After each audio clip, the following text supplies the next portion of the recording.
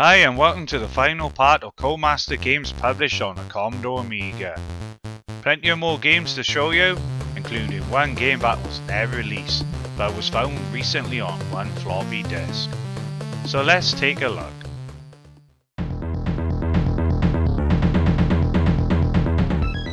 First up we have SAS Combat Simulator, and this was released in 1990.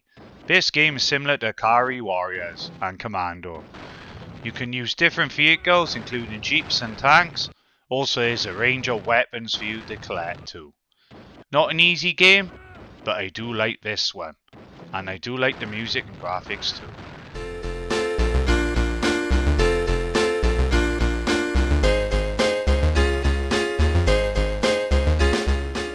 Seeo Goes to Hollywood, released in 1992.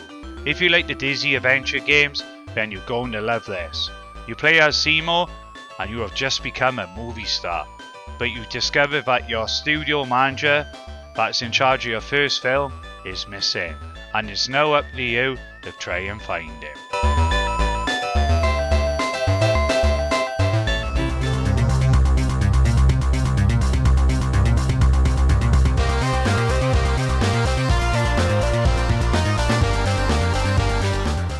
Next we have Skyey Stuntman, released in 1991. Now this top-down shoot 'em up is certainly different. You play as a stuntman who is hired to do stunt scenes for an upcoming action movie. You control aeroplanes, helicopters and jet fighters and so on. Your job is to blast your way through each level. Not a bad game at all.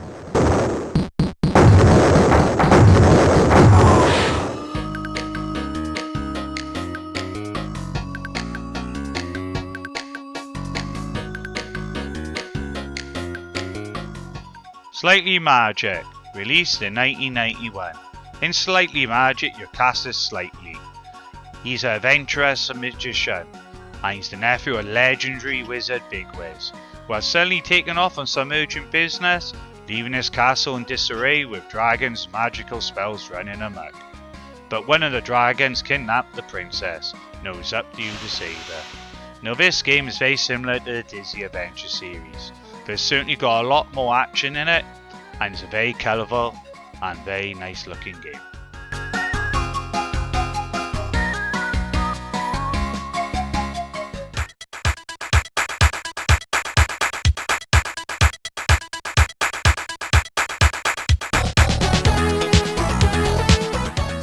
Soccer Pinball, released in 1992.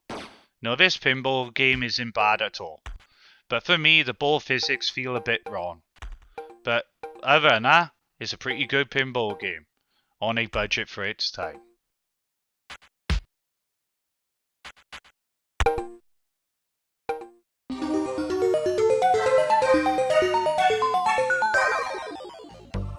Spellfire The Sorcerer, and this was released in 1990. You play as a Rosa Wizard, and his name is Willie. And your goal in this game is to rescue the princess named Fifi from the Dark Fortress, where she is held captive by the evil emperor. This is a great platformer game for you to try. It's very colourful and it's got great music too.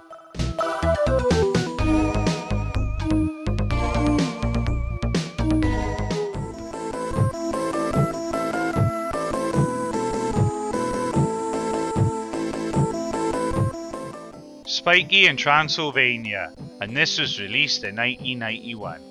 You play as the role of Spike in this adventure game. He's got washed up on the shore after travelling on rough seas. He finds a small village and discovers all his shipmates have been kidnapped. So it's your job now to save them, and to do that you need to complete puzzles and bribing guards and so on. It's a great little game, this one.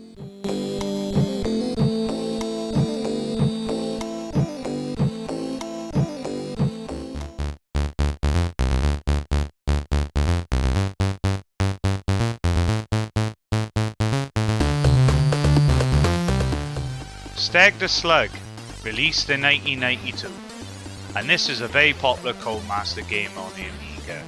You play as the role of Stag, and your goal is to feed your family, and to do that, you blow bubbles capturing all the grubs, and they will float up the top of the screen, and you must guide the bubbles so they'll land on your family and you feed them. And once you've fed them enough, they fall asleep, and once they all fall asleep, you complete the level. It's a great game. You've got other aspects to it too, where you put parts together to make new inventions to help you on your way, but it's also got great music and graphics to this one.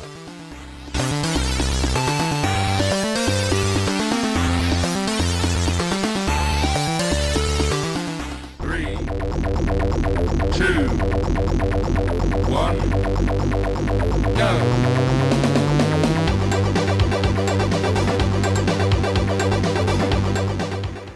Super Grand Prix, and this was released in 1991. Now this game was very popular on the Commodore 64 back then. I remember most of my friends owning a copy of it. But the Amiga version is a great version too. Your goal in this game is all top-down racing, and you must win each race. You got different aspects of racing as well. You got Formula 1 cars, motorcycles, drag racing, and so on. Fantastic game, and also you gotta love the music by Alistair Brimble.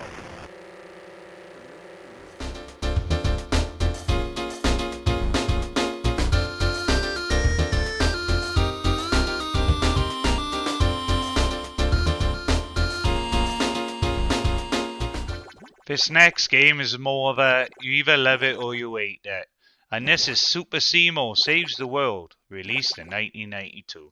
Now if you love your bomb jack games, you certainly might like this one. Myself personally, I reckon it's a great game, but a lot of people are sticking to bomb jack when it comes to this type of genre. It's a great game. You also got Alistair Brimble's music once again, and you gotta love the graphics in this one too.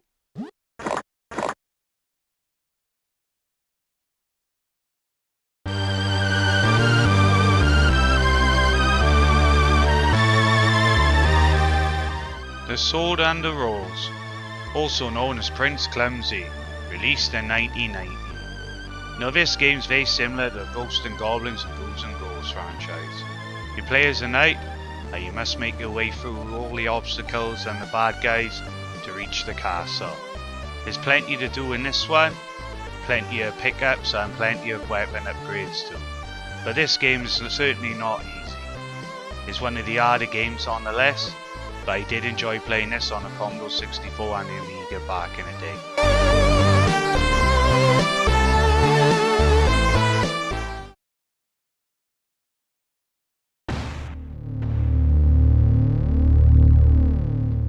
Violator, released in 1991, and this is a top-down shoot 'em up. As you can see, it's very similar to Swift. In fact, it was released in the same year. But which one would you chosen at the time? Would you chosen Swift, or would you gone for the budget title and gone for this one? I would always gone with Swift. But it's still a great game, and certainly one game you need to fire up and try it for yourselves.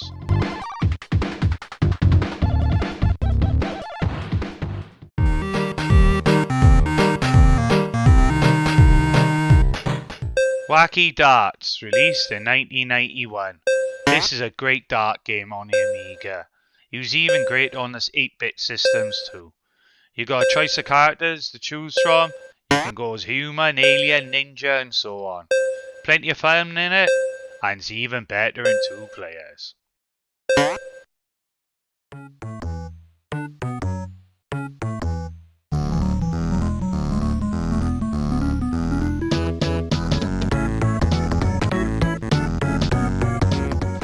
So we come to the final game, and this is Stuntman SEO, and this game never got an official release.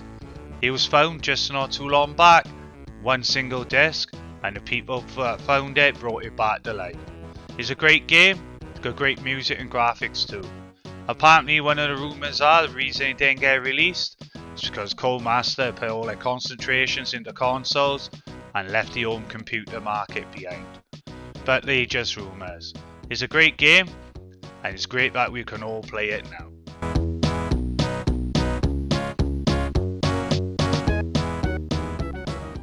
Well, that's it for this one.